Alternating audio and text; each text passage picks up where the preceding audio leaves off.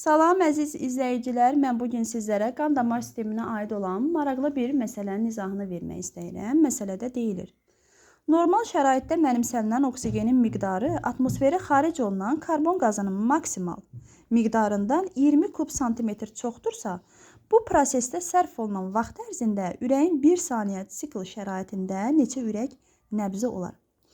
Əziz izləyicilər, biz bilirik ki, normal şəraitdə deməli, toxumalarımız tərəfindən mənimsənilən, baxın burada yazıb mənimsənilən oksigenin miqdarı 25 kub santimetrdir.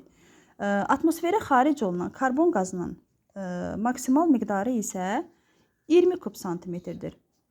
Deməli, oksigen 25, karbon qazı isə nə qədər olacaq? 20 kub santimetr. Bunların arasındakı fərq nə qədər eləyir? 25 çıxaq 20 bərabərdir 5 santimetr kub. Məsələnin şərtində isə deyilir ki, bu fərq 20 kub santimetrdir. O zaman biz tənasübümüzü belə qurarıq. 1 dəqiqədə nə qədər tənəffüs hərəkəti edir normal şəraitdə insan? Demək, 16 dənə tənəffüs hərəkəti edir. Mənim yuxarıda tapdığım bu fərq bir tənəffüs hərəkəti üçündür. Əgər 1 dəqiqədə insan 16 tənəffüs hərəkəti edərsə, bu zaman 16-nı vurmalıyam mütləq şəkildə bu fərqin miqdarına. Bəs x dəqiqədə kitabda verilən fərq, yəni 20 kub santimetr olar. Deməli, mən buradan nə edirəm? X-i tapıram. X bərabərdir.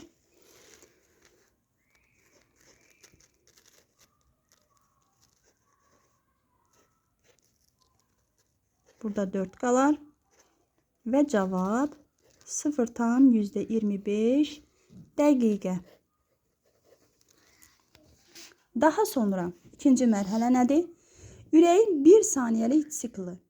Yəni ki, 1 saniyədə bu insanın ürəyi bir dəfə döyünür.